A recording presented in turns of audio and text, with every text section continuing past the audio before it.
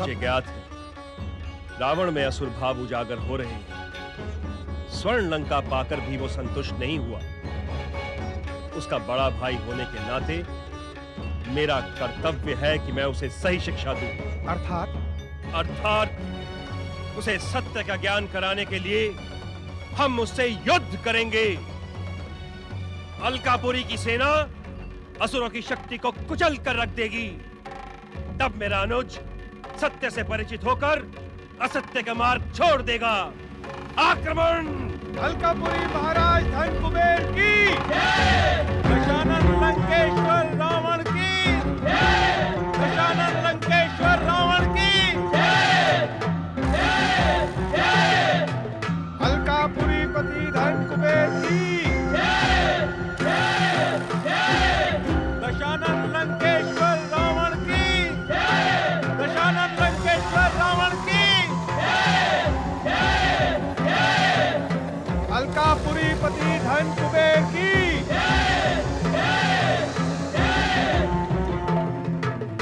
संग्राम! आक्रमण!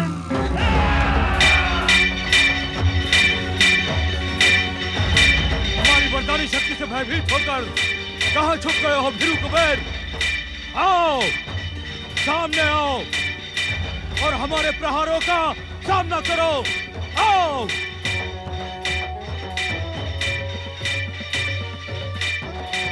मेरे प्रहारों का सामना कर। निर्लज्ज रावण, तू किसी कृपा के योग्य ही नहीं। तुझे अपना छोटा भाई समझकर और तेरी उपलब्धियों से प्रसन्न होकर मैंने तुझे अपनी स्वर्ण लंका पुरस्कार में दी थी, किंतु तू किसी पुरस्कार के योग्य ही नहीं।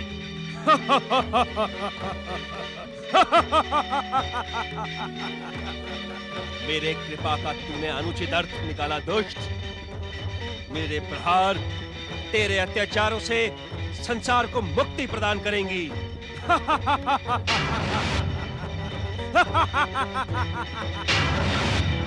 धन की आराधना करने वाले कुबेर शक्ति के उपासक रावण को चुनौती देने का दुस्साहस कर रहा है। आश्चर्य, घोर आश्चर्य। किंतु तुझे ज्ञात नहीं है, रावण का नाम सुनकर बड़े बड़े शूरवीर अपना अस्तित्व भूलकर रावण के चरणों में लौटने लगते हैं। अपने आप अपनी प्रशंसा ना कर अहंकारी रावण, मुझसे युद्ध कर। तुझे अपने दुस्साहस का फल इसी समय मिल जाएगा। तू मुझे दुस्साहस का फल चखाएगा? तू निर्बल भीरू कुबेर, यदि तू जीवित रहने का इच्छुक है तो अभी इसी क्षण अपना पुष्पक विमान मेरे चरणों में समर्पित कर मेरी जय जयकार कर। कदापि नहीं। तू कृपा और उपकार के योग्य ही नहीं। तू दुष्ट है और दुष्टता की भाषा ही समझेगा।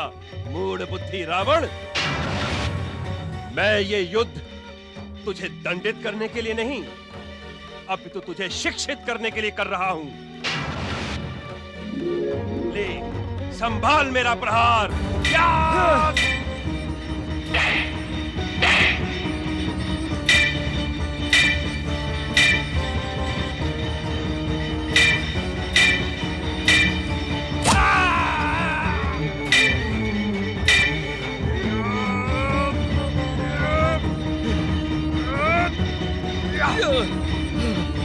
रावण, तू बार बार भ्रमित होकर अलकापुरी में कुछ मांगने आए। इससे पूर्व मैं तुझे न्याय, नीति और मर्यादा का पाठ पढ़ाता हूँ। काल से भी अधिक विकराल रावण अब तेरी मृत्यु का घंट कैसे बजाता है, देख।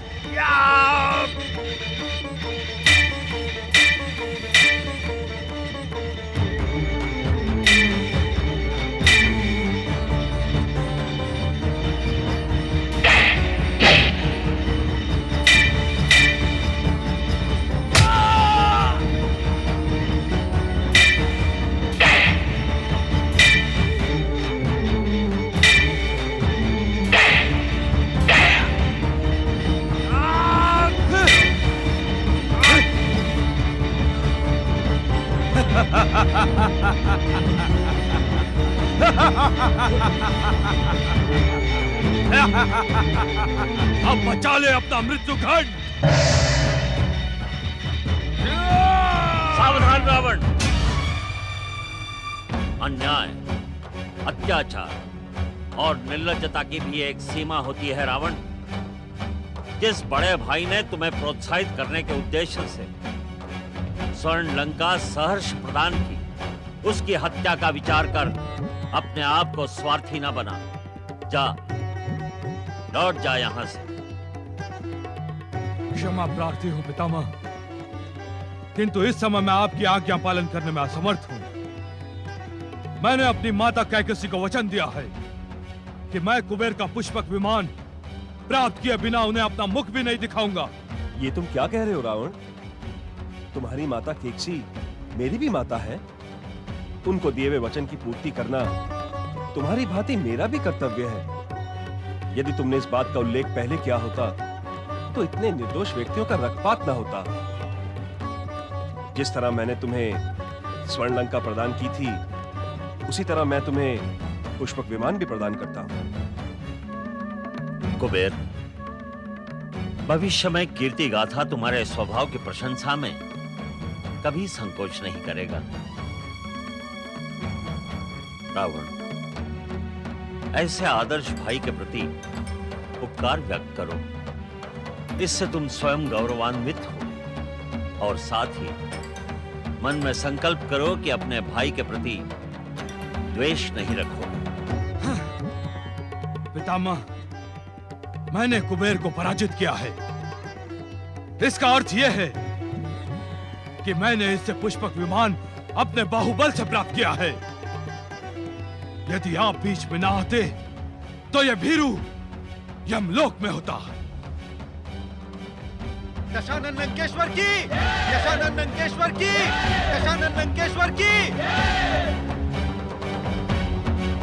विनाश काले विपरीत बुद्धि। स्वामी, विगत कई दिनों से एक प्रश्न ने मुझे व्यग्र कर रखा है।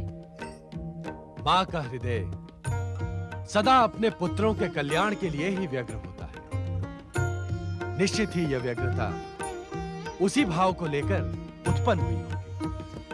अंतर्यामी, इस संसार में उत्पन्न होने वाले हर प्रश्न का उत्तर तो आप हैं। क्या मेरे मातृत्व की प्रशंसा कर आप मेरी व्यग्रता का शमन नहीं करेंगे? अवश्य देवी। तुम त्रेता के इस नवीन युग को लेकर चिंतित हो?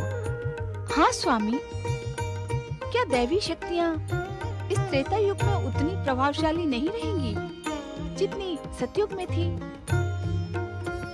देवी पार्वती, इस वर्तमान त्रेता युग और समाप्त हुए सतयुग में अंतर इतना ही है कि दैवी शक्तियां सतयुग में अधिक शक्तिशाली थी और असुर शक्ति का नाश करने में सक्षम थी। अर्थात इस त्रेता युग में दैवी शक्तियों की सामर्थ्य क्षीण हो जाएगी। हाँ पार्वती, पुण्यों के पृष्ठों पर पाप की उपस्थिति हो जाने के कारण दैवी शक्तियां आसुरी शक्तियों को पूर्ण रूप से समाप्त नहीं कर पाएंगी। इसका परिणाम क्या होगा स्वामी? युग परिवर्तन के कारण साधारण मानवों में भी आसुरी शक्तियों का प्रभाव दृष्टिगोचर होगा, जिसके परिणाम स्वरूप मानवों और असुरों में अंतर करना कठिन हो जाएगा। ये तो अत्यंत घातक स्थिति होगी स्वामी। स्थिति कितनी भी अधिक घातक क्यों ना हो पार्वती, अंत में विजय सत्य की ही होगी। जानती हो क्यों? क्यों स्वामी?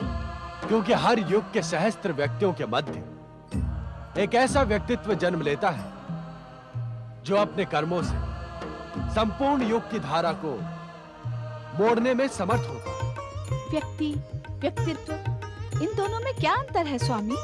देवी पार्वती, व्यक्ति में ही व्यक्तित्व प्रकाशित होता है।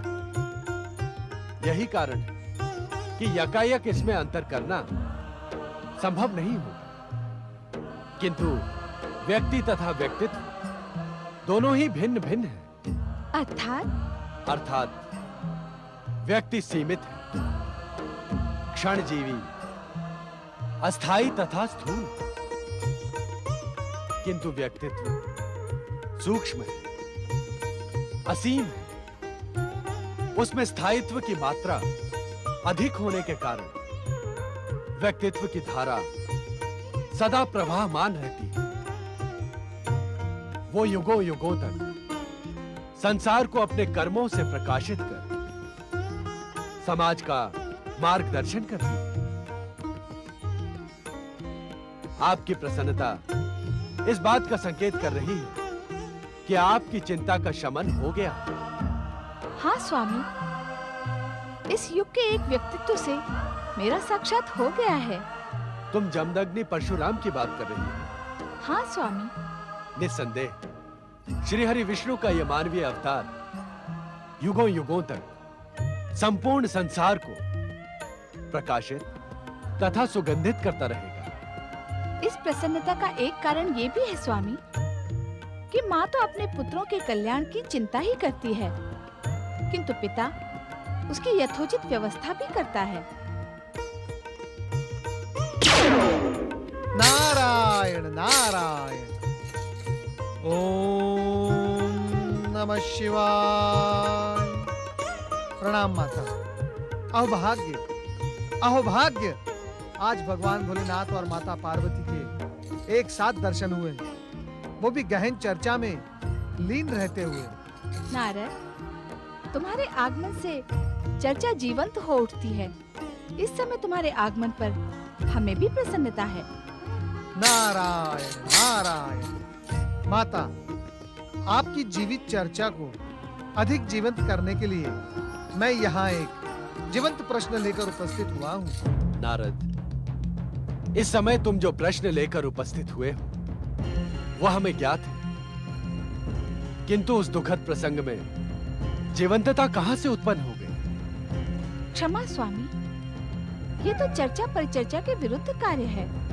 अर्थात आप तथा नारद सांकेतिक भाषा में बात करते रहें और मैं सूत्र जोड़ने का प्रयास ही करती रहूं। पार्वती, लंकेश्वर रावण ने अलकापति कुबेर को युद्ध में परास्त कर उसका पुष्पक विमान हस्तगत कर लिया है।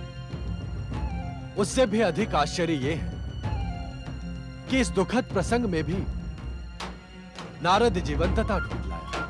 नारायण नारायण।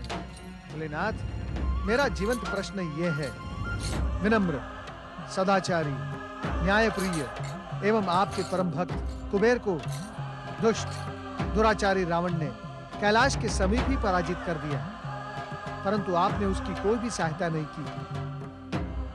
अपने भक्त के साथ अन्याय करने वाले को आपने दंड नहीं दिया। नारद, अन्याय को उसके अन्याय का दंड अवश्य मिलेगा। यह प्रकृति का अटल नियम है। भोलेनाथ, ये कैसा दंड है? दुराचारी रावण का अहंकार सदाचारी कुबेर के पुष्प विमान को प्राप्त कर 7वें आसमान पर पहुंच गया।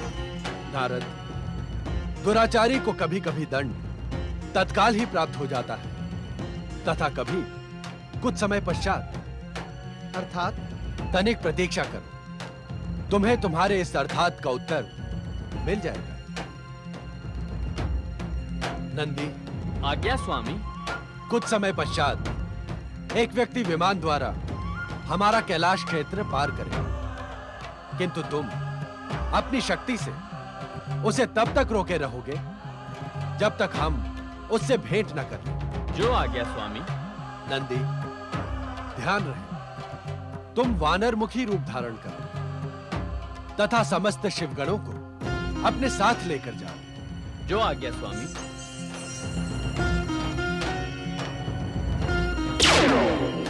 हर हर महादेव, हर हर महादेव, हर हर महादेव, हर हर महादेव, हर हर महादेव, हर हर महादेव, हर हर महादेव। जय जय शिव शंकर।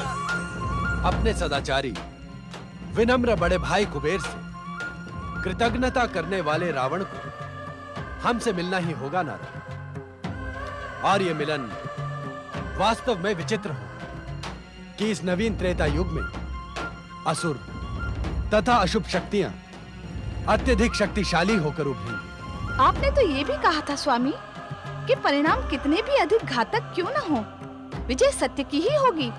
हाँ देवी, अंत में विजय सत्य की ही होगी। क्या इससे घातक परिणाम हो सकते हैं स्वामी कि किसी दुष्ट के अहंकार से जगत के स्वामी का सिंहासन डोलने लगे?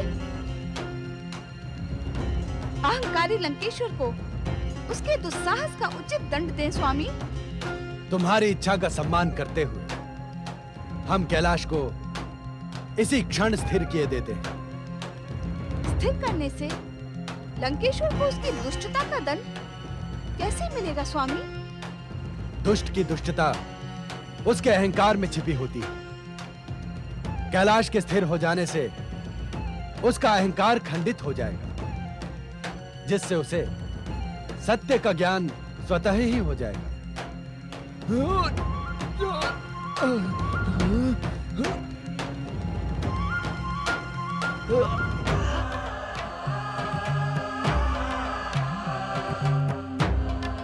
लो, हम कैलाश को इसी क्षण स्थिर किए देते हैं।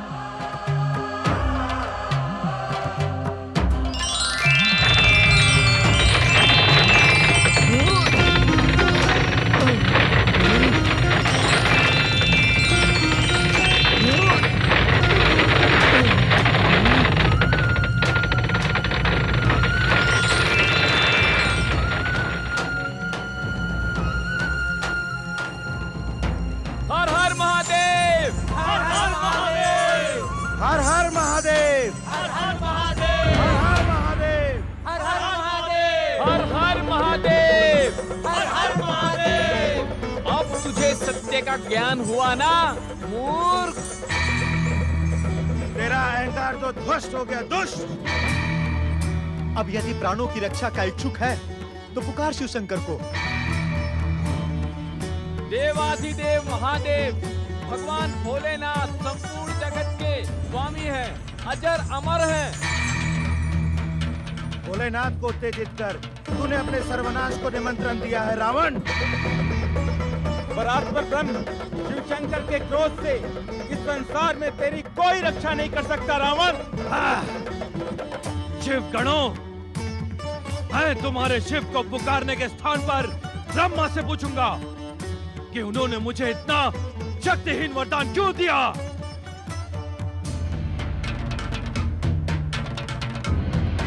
ब्रह्मदेव, ब्रह्मदेव, परमपिता ब्रह्मदेव, मेरी पुकार सुने।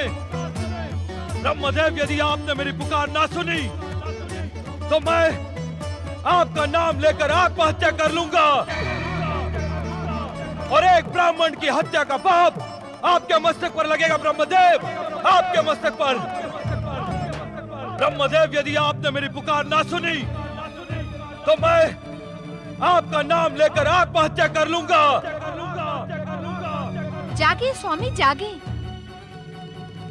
रावण के हठ से तो आप भली भांति परिचित हैं। आपकी कठोर तपस्या के समय इसी दशानन ने आपको प्रसन्न करने के लिए अपने 9 मस्तकों की बलि दी थी। जागे स्वामी जागे। मैं अंतिम चेतावनी दे रहा हूँ परमपिता। आप तो वाग्देवी माँ सरस्वती के स्वामी हैं। कोई ऐसा उपाय निकालिए जिससे कि आपके वरदान को प्राप्त रावण पर आया संकट टल जाए, अन्यथा मैं स्वयं अपने प्राण त्यागने जा रहा हूँ। ब्राह्मण हत्या के दोष से सावधान ब्रह्मदेव, सावधान। वाग्देवी सरस्वती, यदि आप अपने पति परमेश्वर को ब्रह्म हत्या के दोष से बचाने की इच्छुक हैं, तो लंकेश्वर रावण की सहायता करें। उचित यही होगा कि आप उसकी जिह्वा पर स्वयं विराज कर उसकी अहंकारी वाणी को नियंत्रित करें। ऐसा आदेश क्यों स्वामी? यह आदेश नहीं है देवी सरस्वती, मन में बसे शिव शंकर को प्रसन्न करने का प्रयत्न है। अर्थात जिस वाणी पर परम शिव आराधिका वाग्देवी सरस्वती का नियंत्रण है, उससे तो अमृत रूपी शिव भक्ति की निर्जर गंगा बह उठेगी। शीघ्रता करें देवी सरस्वती। अहंकारी लंकेश्वर रावण भयंकर हठी है। अवश्य स्वामी। ब्रह्मदेव, मां सरस्वती, मुझ पे आया संकट दूर करो।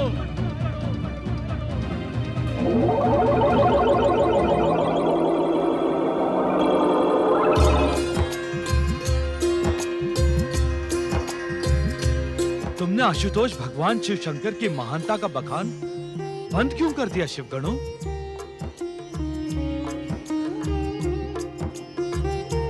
मुझे विश्वेश्वर की अमृत कथा का रसपान कराओ शिवगणों। चकित न हो शिवगणों, मेरी मूर्खता को क्षमा करें। इस संसार का हर प्राणी शिव इच्छा से जन्मा होने के कारण शिवगण है। इसलिए तुम मेरे मित्र हो, बंधु हो, भ्राता हो। कहो कहो, भगवान शिव की अमर कथा कहो। शिव भक्त परिवार में तुम्हारा स्वागत है लंकेश्वर रावण। दशानन, हमारा तो अंग अंग शिव भक्ति में ही डूबा हुआ है। आज प्रथम बार तुमने शिव भक्त परिवार को स्वीकार किया है। इस कारण आज हम तुम्हारे मुख से शिव भक्ति का नया परम भक्त रावण, भोलेनाथ, प्रभु भोलेनाथ, शिव शंकर, त्रिलोकीनाथ, आशुतोष भगवान शिव शंकर, देवों के देव महादेव भोलेनाथ। इस संसार में जन्म लेने वाला कोई भी जीव आपकी महिमा से अपरिचित नहीं होता। मैं अभागा भी आपकी महिमा से पूर्व परिचित था, परंतु मेरे मिथ्या अहंकार ने मेरी बुद्धि को भ्रष्ट कर दिया था भोलेनाथ। ज्ञात होते हुए भी मैंने आपकी महानता को चुनौती देने का दुस्साहस किया। मेरी दुष्टता क्षमा योग्य नहीं आशुतोष। मुझे दंड दे, मुझे दंड दे भोलेनाथ, मुझे दंड दे। पश्चाताप का निर्मल जल हर कलंक को धो देता है लंकेश्वर। तुम्हारे भक्ति भाव को देखकर हम प्रसन्न हुए। तब इस दुष्ट पापी अहंकारी रावण को अपने तुच्छ भक्त के रूप में स्वीकार करे। तुम्हारे सम्मुख हमारी उपस्थिति यही प्रमाणित करती है दशानन कि हमने तुम्हें भक्त के रूप में स्वीकार कर लिया है।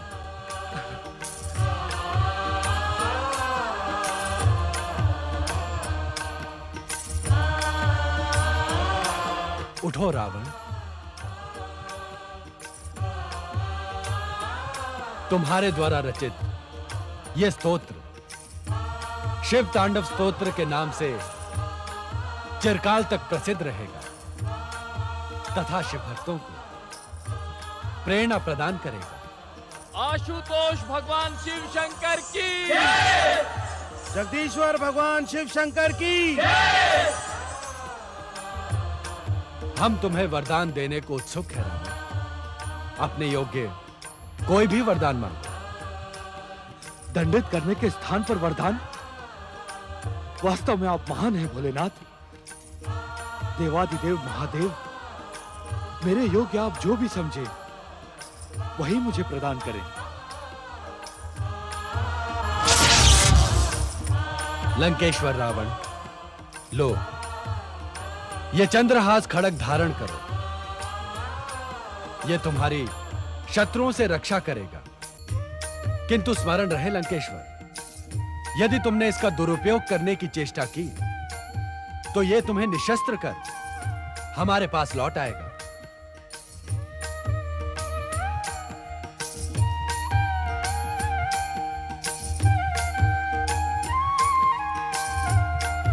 मुझे ऐसा आशीर्वाद दे भोलेनाथ कि मेरा अंग अंग आपकी भक्ति का गुणगान करे। मेरा सर्वस्व आपकी महानता का गुणगान करे। आप जैसे दयालु भक्त वात्सल्य के दर्शन पाकर मेरा जीवन धन्य हो गया, धन्य हो गया भोलेनाथ।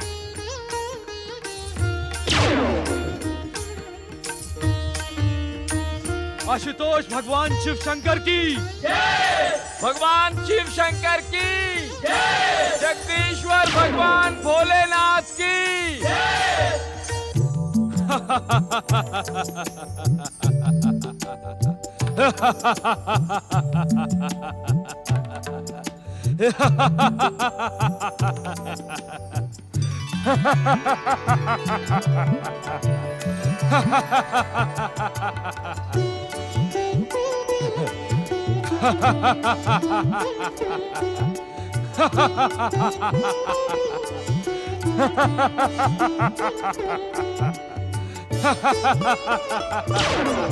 नारायण नारायण।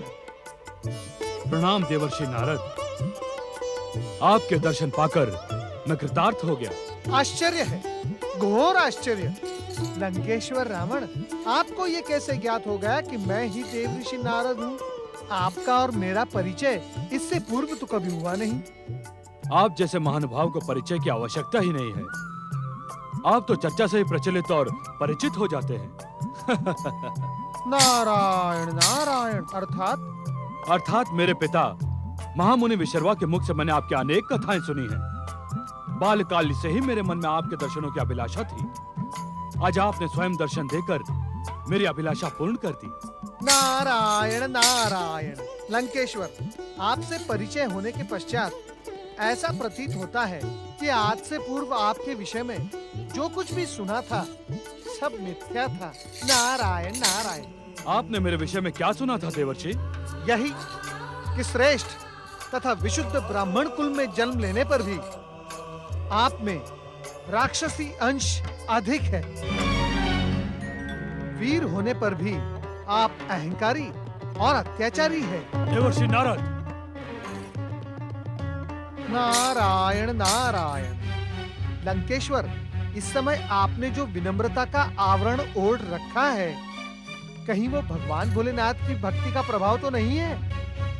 आपकी ये विनम्रता कहीं क्षणिक की कृपा से नारद को अभय का वरदान प्राप्त है। नारायण नारायण।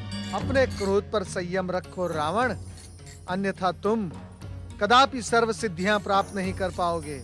हाँ। नारायण नारायण नारायण। भजमन नारायण नारायण नारायण।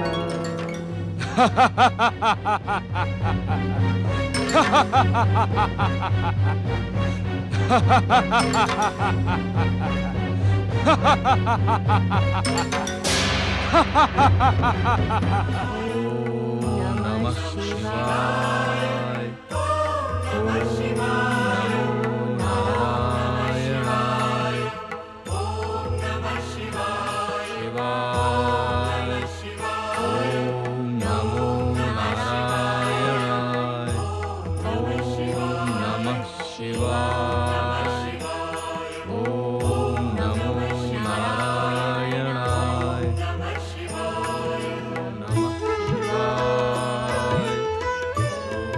नारायण नारायण। ओम नमः शिवाय। ओम नमो नारायणाय। ओम नमः शिवाय। ओम नमः शिवाय। ओम नमः शिवाय। ओम नमः शिवाय। नमो नारायणाय। ओम नमः शिवाय। ओम नमो नारायण।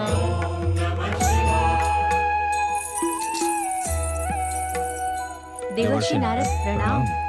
वानरराज केसरी, माता अंजना, आपका मनोरथ सफल हो। देवर्षि, आपकी उपस्थिति सदैव मंगल का प्रतीक मानी जाती है। नारायण नारायण। वानरराज, इस समय आप तथा माता अंजना एक साथ भगवान भोलेनाथ और श्रीहरि विष्णु की तपस्या कर रहे हैं। इसी रहस्य को जानने के हेतु मैं यहाँ उपस्थित हुआ हूँ। देवर्षि, भगवान भोलेनाथ ने स्वयं मुझे स्वप्न देकर कहा था कि भगवान शिव तथा विष्णु की आराधना से तुम्हें एक तेजस्वी पुत्र रत्न प्राप्त होगा। यही कारण है देवर्षि कि हम हरिहर की आराधना कर रहे हैं। हमें पूर्ण विश्वास है देवर्षि, श्री हरि प्रभु हमारी प्रार्थना अवश्य स्वीकार करेंगे। माता अंजना, मैं भी आपके साथ इस आराधना में सम्मिलित हूँ तथा आपकी ओर से हरिहर से प्रत्यक्ष रूप में निवेदन भी करूंगा। नारायण नारायण।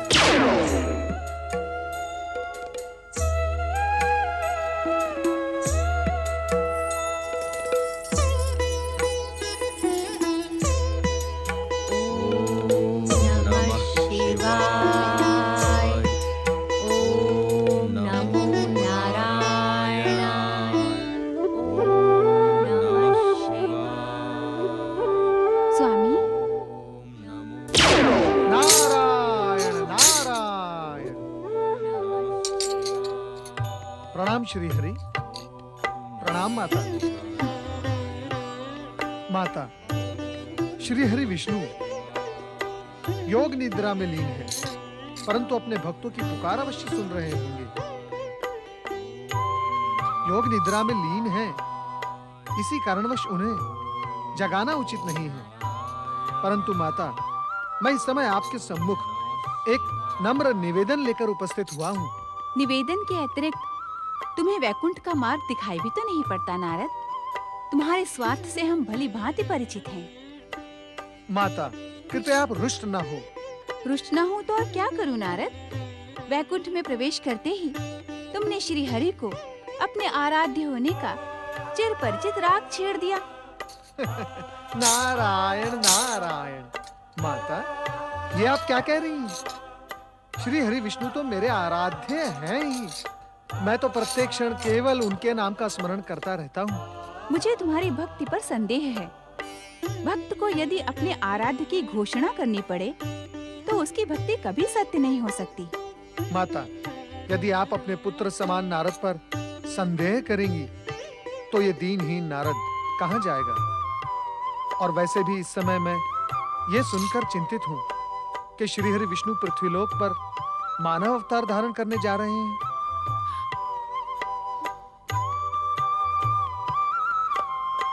संसार के सूचना केंद्र नारद, तुमने जो भी सुना है वो किससे सुना है, ये हम भी तो जाने। नारायण नारायण। श्री हरि, परमपिता ब्रह्मा जी ने इस सत्य का उद्घाटन किया है। ब्रह्मा जी ने? हाँ माता, परमपिता ब्रह्मा जी का ब्रह्म वाक्य कभी असत्य नहीं होता है। नारद, तुम्हारा कथन ब्रह्म वाक्य के समान ही सत्य है। हमारे उपरांत देवी लक्ष्मी भी पृथ्वी पर अवतार ग्रहण करेंगी। इस सत्य से हम भी परिचित हैं।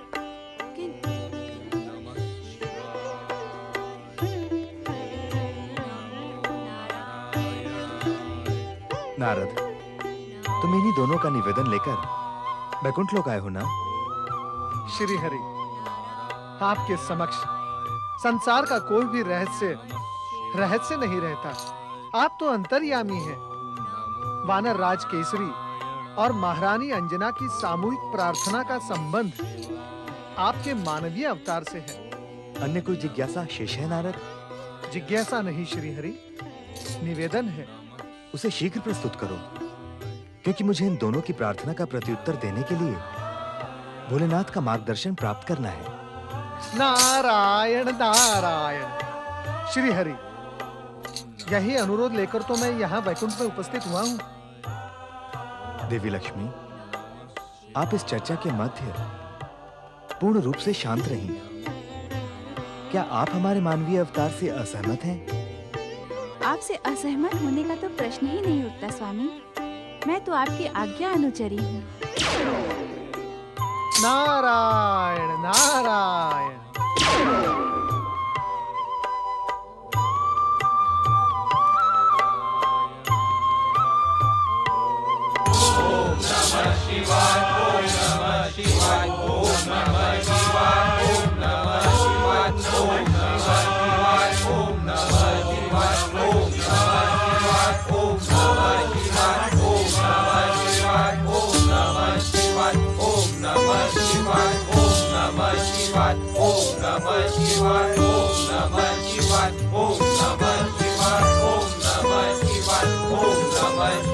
Om Namah Shivaya.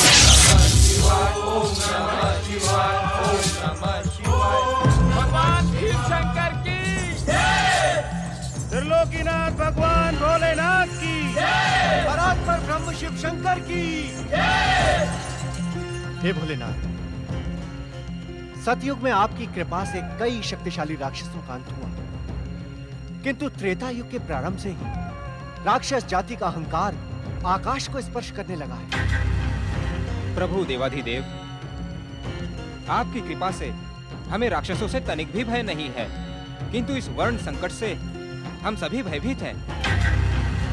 हाँ महादेव, ब्राह्मण वंश में उत्पन्न होने पर भी लंकेश्वर रावण में अपनी राक्षसी माता के गुण स्पष्ट दिखाई पड़ रहे हैं। देवाधिदेव, रावण विद्वान है, शक्तिशाली के साथ ही क्रूर और अत्याचारी भी है।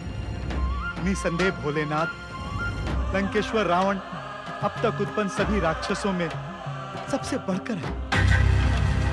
भोलेनाथ, जिस गति से लंकेश्वर रावण का उत्कर्ष हो रहा है, उससे तो यही प्रतीत होता है कि वो शीघ्र ही समस्त पृथ्वी लोक को अपने वश में करके पाताल लोक तथा स्वर्ग लोक पर अधिकार करने का प्रयास करेगा।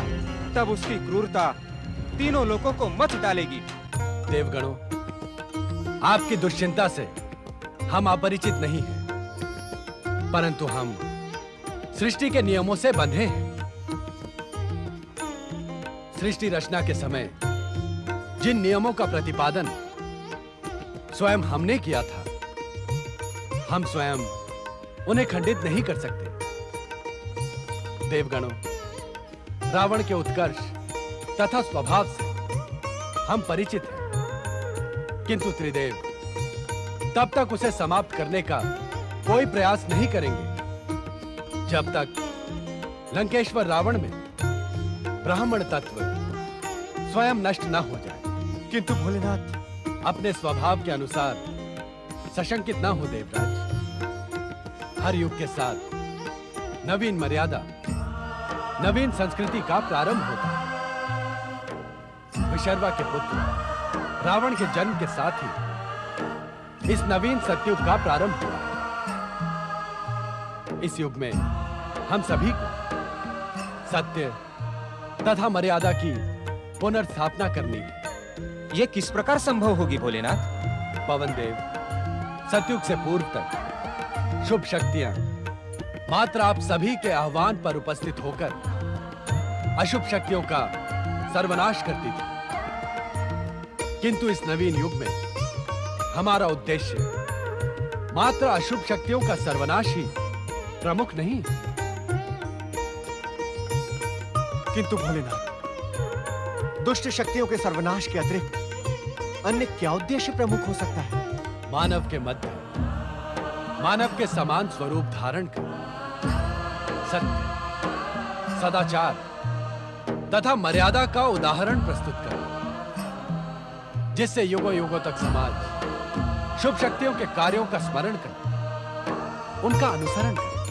भोलेनाथ भगवान शिव शंकर की जय!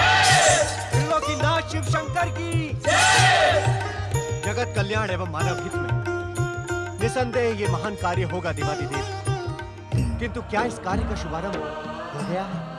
निश्चित ही इसका उल्लेख तभी किया जा रहा है। सृष्टि विधान के अनुसार शीघ्र ही श्री हरि विष्णु मानवीय अवतार धारण कर न केवल लंकेश्वर रावण का संहार करेंगे, अपितु अशुभ आचरण तथा मूढ़ प्रवृत्तियों से जड़ होते समाज के मध्य सत्य, सदाचार तथा मर्यादा का आदर्श प्रस्तुत कर धर्म की पुनर्स्थापना करेंगे।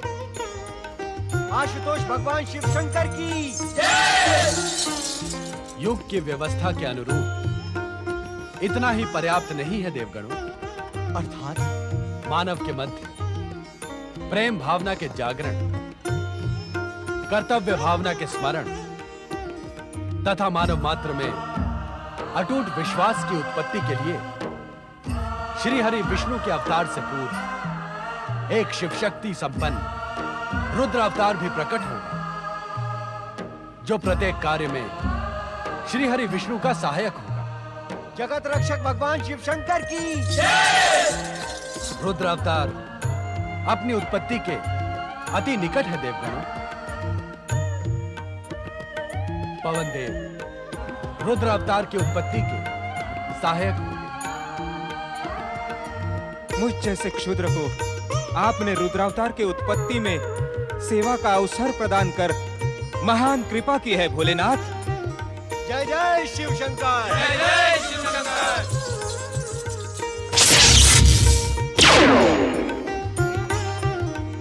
हर हर महादेव।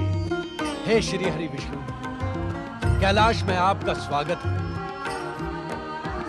देवी अंजना और वानर राज केसरी की सामूहिक प्रार्थना का उत्तर हमें सम्मिलित रूप से देना होगा श्री हरि। अवश्य देवादिदेव, अवश्य। कुछ क्षण पूर्व हमने देवगणों को यह आश्वासन दिया था कि आपके आगामी मानव अवतार का सहायक एक रुद्र अवतार देवी अंजना और वानरराज केसरी के प्रार्थना के फलस्वरूप प्रकट होगा, जो आपके श्री राम अवतार का अनन्य भक्त और सहायक होगा। देवादिदेव, आपकी इच्छा का यथार्थ पालन होगा। हम त्रिदेव समान शक्ति हैं श्री हरि। लोक कल्याण तथा समाज व्यवस्था के लिए हमें भिन्न भिन्न अवतार धारण करने पड़ते हैं। भोलेनाथ, आपकी इच्छा अनुसार प्रकट होने वाले रुद्रावतार में हम दोनों अर्थात हरिहर के अंश समाहित होंगे।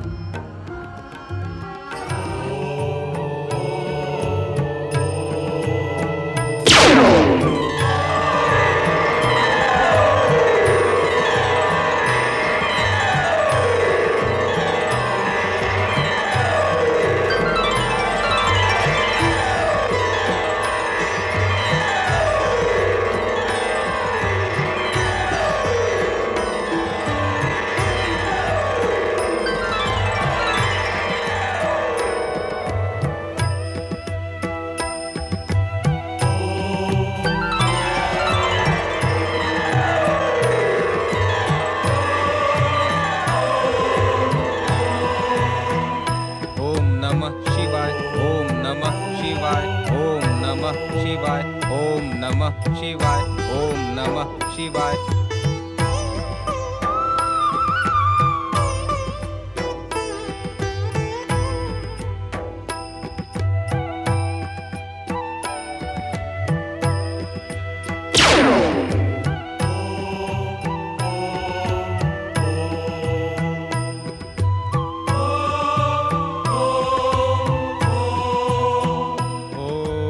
नमः शिवाय।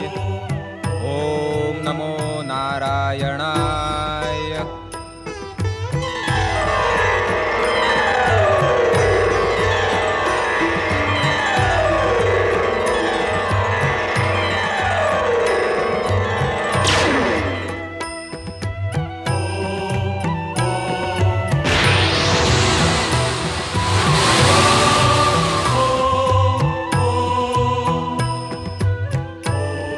ओम नमः शिवाय।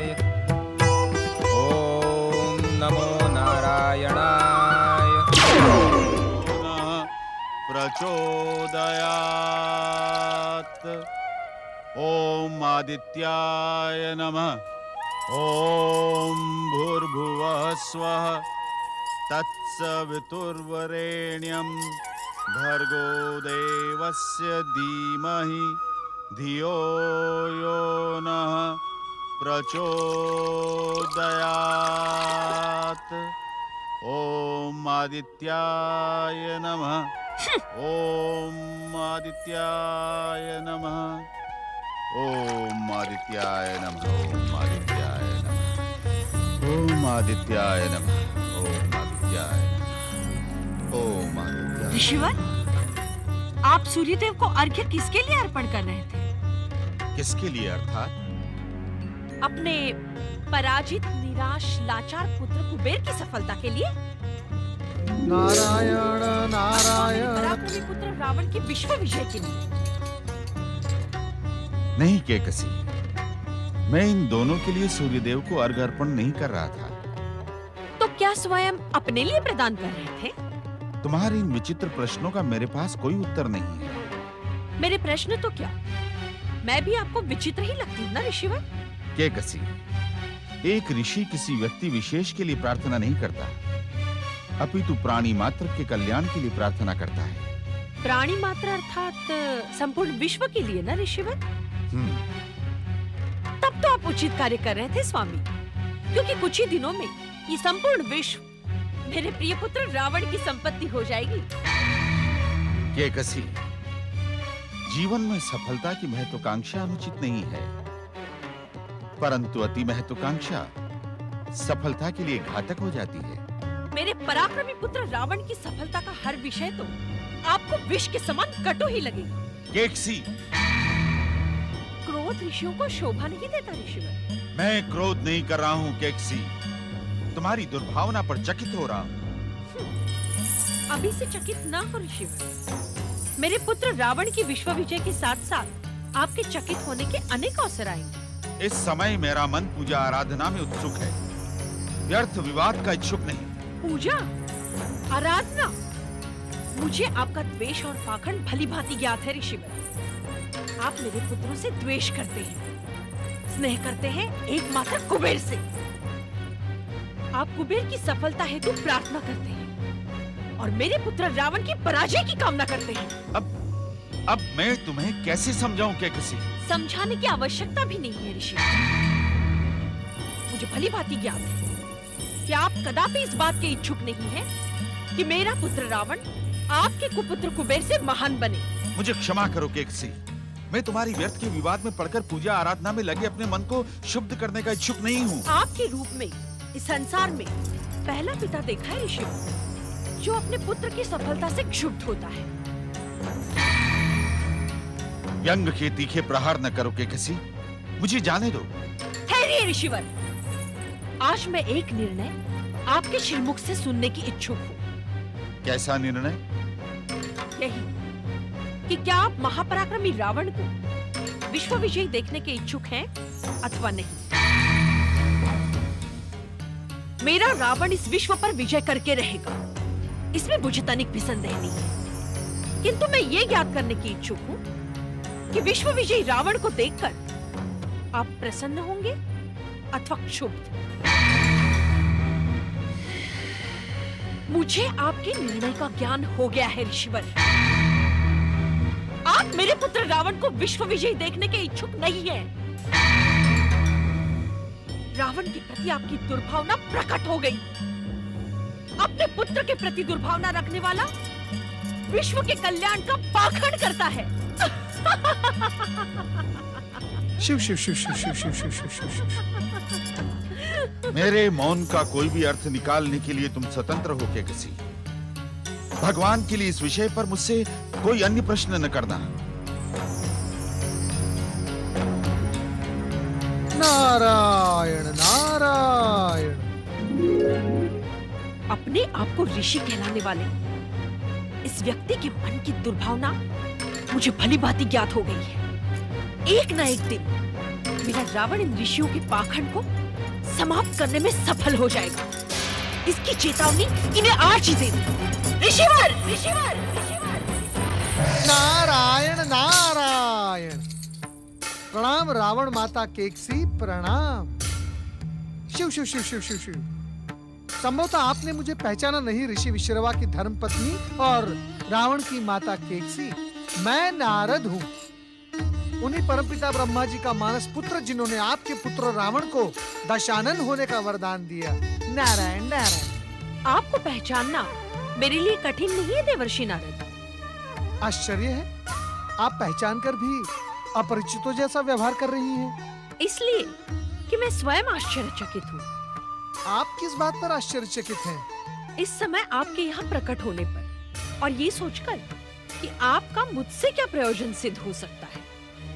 नारायण नारायण। मैं किसी प्रयोजन के उद्देश्य से यहाँ नहीं आया रावण माता केकसी।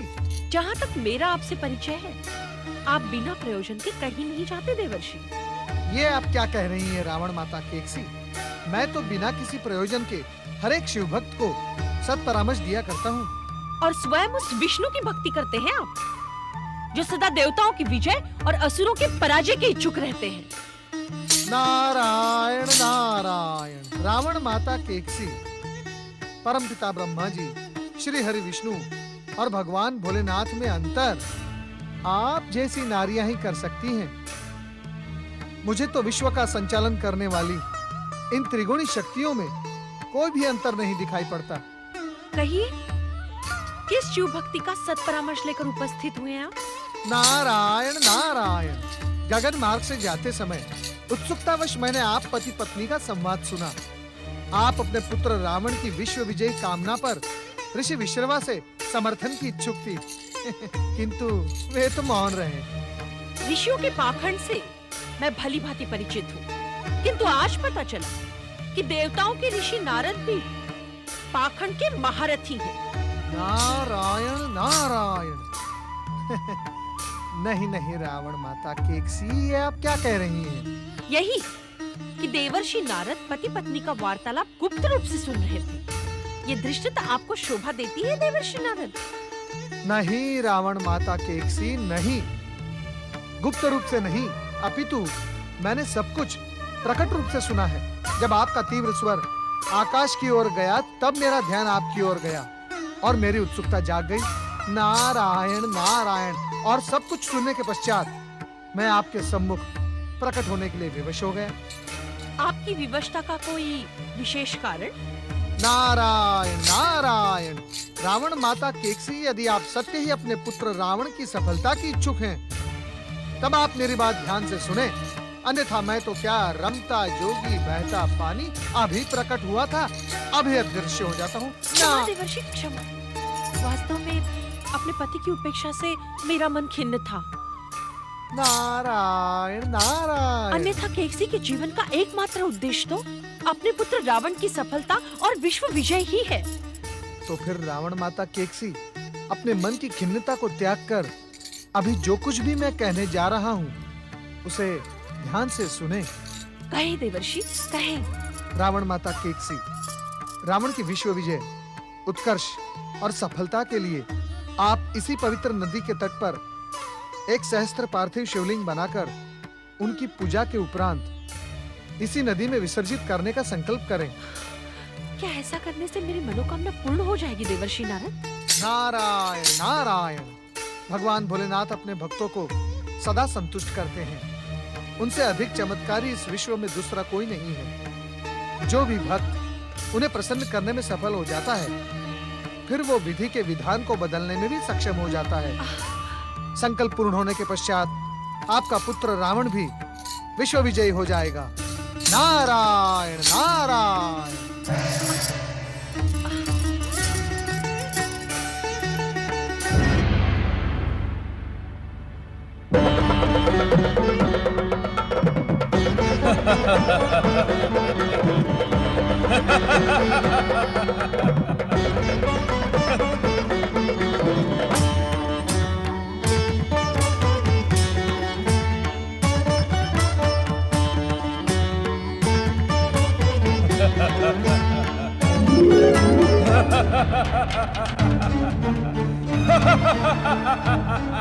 आप वही देख रहे हैं वरुण देव जो कुछ मैं देख रहा हूँ? हाँ पवन देव, देख तो मैं भी रहा हूँ।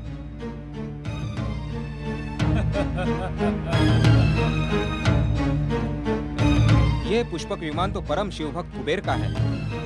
इसे देवशत्रु दुष्ट रावण कहाँ लिए जा रहा है? वह शर्वा कुबेर शिव भक्त होने के साथ ही हमारे परम मित्र भी हैं। उनका विमान हमारे सामने अपहरित कर लिया जाए, यह अनुचित है पवन देव। अवश्य ही ये दुष्ट रावण सज्जन कुबेर का पुष्पक विमान चोरी करके लिए जा रहा होगा। यदि रावण पुष्पक विमान कुबेर को परास्त करके भी ले जा रहा है तो भी हमें इसका विरोध करना होगा। अवश्य, एक शिवभक्त होने के नाते हमारा परम कर्तव्य है कि हम दुष्टता का विरोध करें। मित्रता की मर्यादा भी यही है पवन देव कि हम संकट में पड़े अपने मित्र की हर संभव सहायता करें। हम इसी समय अपनी दिव्य शक्तियों का प्रयोग करके इस दुष्ट रावण को उसके दुस्साहस का दंड देंगे। यही उचित होगा पवन देव। इससे भविष्य में कोई भी दुर्जन किसी सज्जन को कष्ट पहुंचाने का दुस्साहस नहीं करेगा।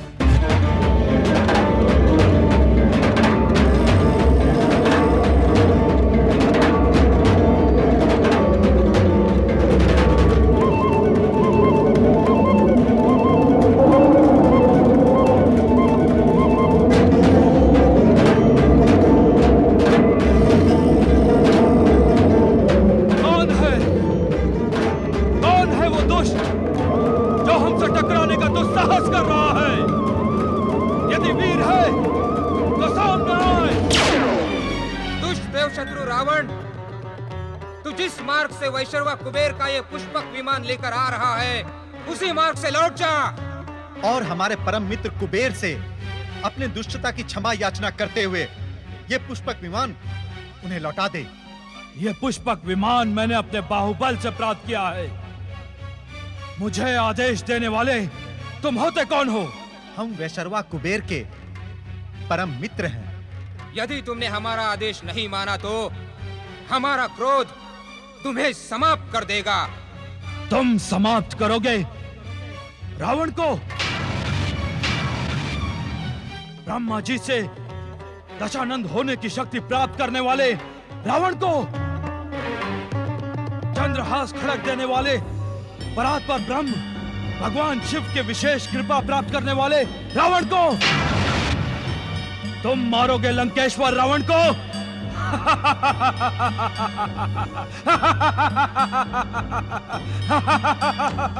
क्या तुम्हें ज्ञात नहीं, अपने शत्रुओं की अकाल मृत्यु लिखने वाला है रावण। अब तुम्हारी भी मृत्यु लिखेगा रावण। दुष्ट देव शत्रु रावण, तुझे अभी पता चल जाएगा कि किसकी मृत्यु किसके द्वारा लिखी हुई है। हाँ?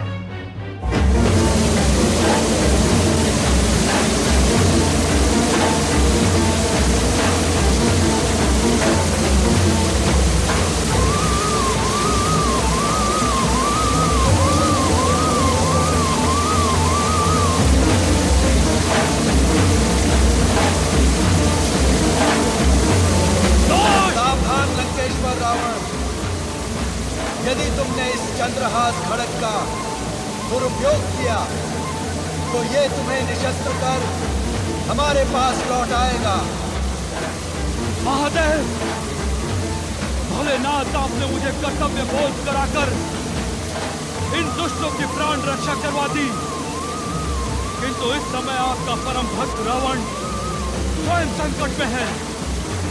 मेरी सहायता करें देवादिदेव, मेरी सहायता करें।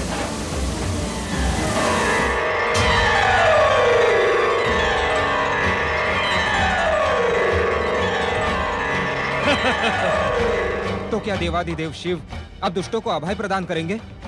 प्रतीत तो ऐसा ही हो रहा है।